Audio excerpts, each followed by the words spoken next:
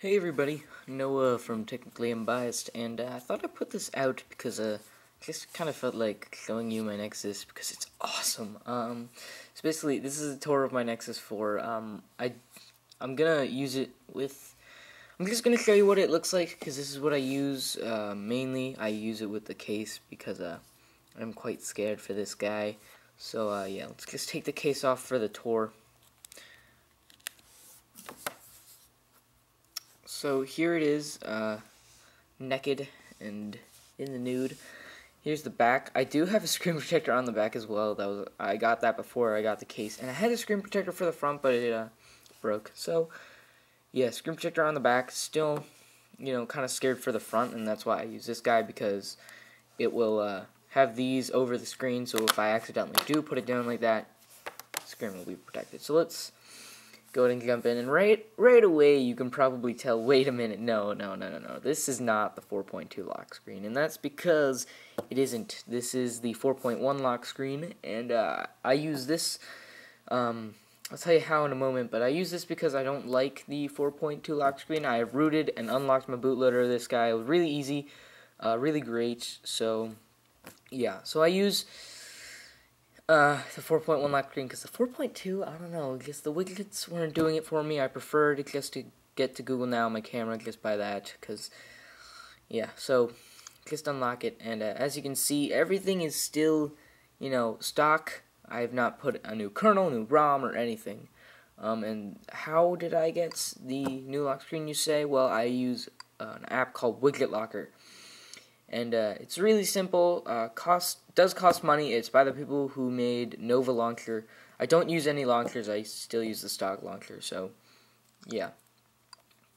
This launcher does have landscape support, but you do have to go ahead and get a rotation thingy. I guess you have to get a rotate app and set the global rotation to forced auto. I do have per app settings as well. If you exit out like that, you hit the recent apps and you swipe out, it takes a little bit to get back into the process because you just killed the app. But there you go. And yeah, it works really well. Sometimes the rotate app it's not perfect because it has to be running in the background as a process. So yeah, just touring my Nexus. Let's take a tour and then I'll give you my thoughts on it so far. Here I have this clock from, I believe it's Ultimate Custom Widgets. Ultimate Custom right there. It's free on the Play Store. It's really cool. I'm not going to show you how it works because it's it's a process. And so I have my battery circle here, the temperature outside, the date, and the time. Here I just have my camera folder and my Google folder. And I know it's not a full Google folder. I just wanted the 4 I use the most. So yeah, and my hotbar is different from what it gives you. The camera for some reason is in the hotbar. When I had an Xperia Play before this guy, this is what it was. You had your browser, your messaging, your people, and your phone, and that's just how I put it because that's how I prefer it. Here I have my music and my 3 most used games, and this is just recommended. Google Plus, simple stuff. Same thing. This is my email inbox. Don't look at it. Facebook, Gmail, Instagram, social media, stuff like that. And this is my library. They've been giving out some free books and free music for Christmas, so that's always cool. Thanks, Google. You're awesome. Okay, so now let's just go ahead and put my thoughts in there. So I'm gonna go ahead and show you like battery life. That's a big one for a lot of people. You want a good battery. So as you can see, I've only had 46 minutes of screen on and 2 hours on the battery. So I already have 80. So I mean, it's moderate use. Really moderate use will get you through a day. If you are a power user, expect to bring a charger or get a QI or whatever charging mat because the Google Orb is not out, which I'm waiting for to buy. So yeah, expect to be charging it a lot if you're a power user. I go to school, and my school pretty much has no reception, maybe 1 bar, some parts.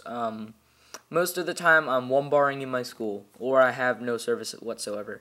And that really drains your battery because the lower amount of service or bars you have, then the less then the harder that your phone will try to reach the school.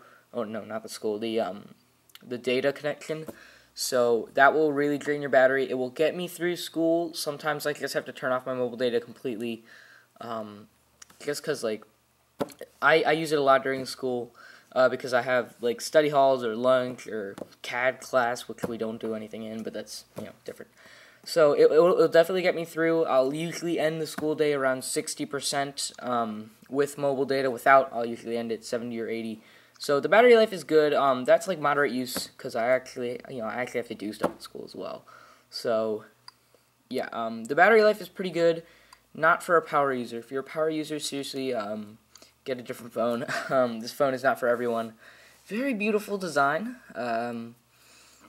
The headphone jack is on the top. Found that a little odd. I would have wished it to be on the bottom, but doesn't matter. You just have mic and your micro USB. The camera on here, yeah, the camera's actually really good. Its colors look a lot more real and a lot less like saturated than other phones like a Galaxy phone.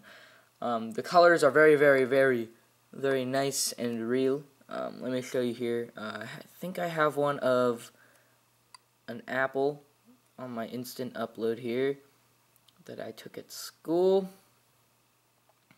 And you'll see that a lot of people said, oh, I don't like it. It's very, very desaturated. So here is the standard photo that I just took of an apple.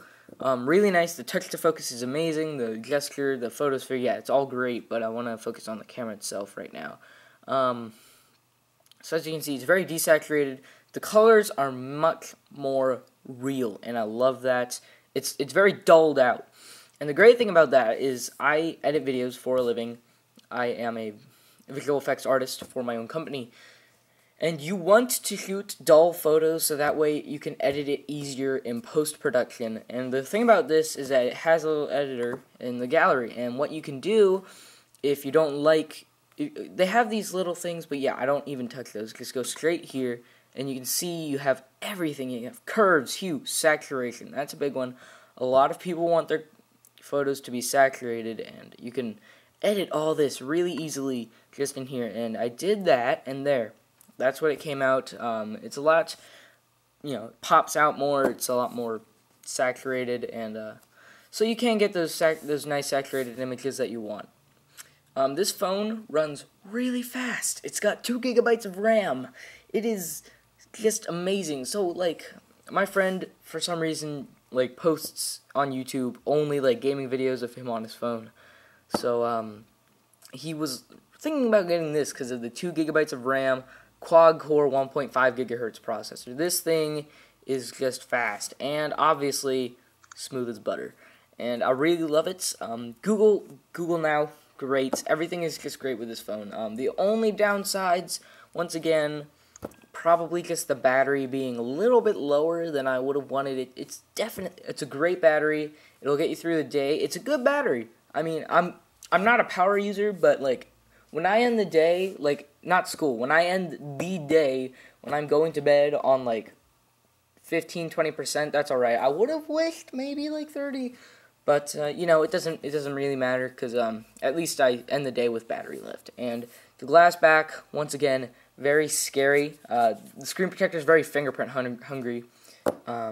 So, yeah, I do recommend getting a screen protector for both sides or just a case like I use now. But, yeah, the screen is amazing. It's just, oh my gosh, it's an amazing screen.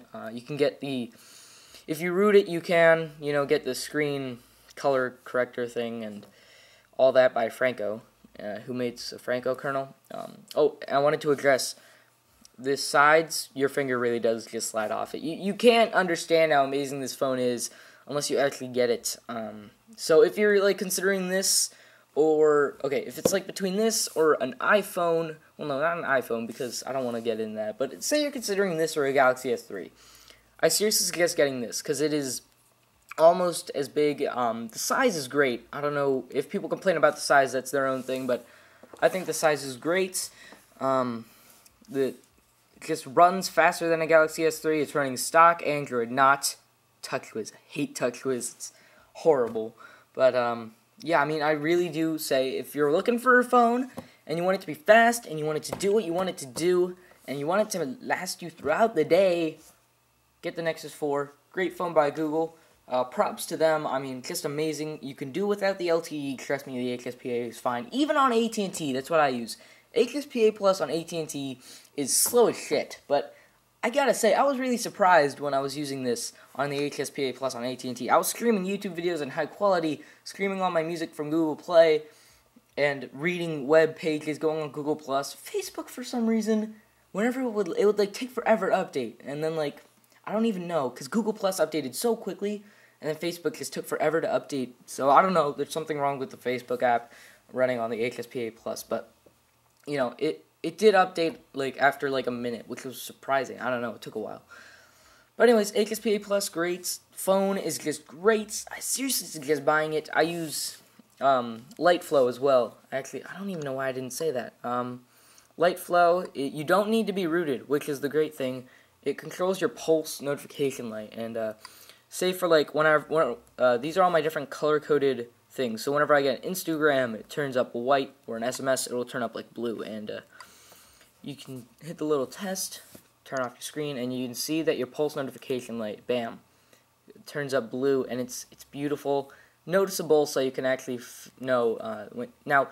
There is a way, the phone does it for you anyway, but it does it horribly. The stock way it does it just goes like boop, and then like 30 seconds later, might come up. So, I don't know, really like LightFlow. It does cost money. There is a light version that doesn't cost money, but I got the paid version because you can do like more apps with it and such. You could always download the APK, I guess, if you really wanted to. So yeah, this phone, 16 gigabytes of storage, definitely enough. I think I still have 5 to 7 gigabytes left, and I have like all my music on here, and all the music I usually listen to. I still have some music that I stream. So yeah, seriously, guys, buying the phone. I'd like to thank you guys for watching, and I'll see you guys later.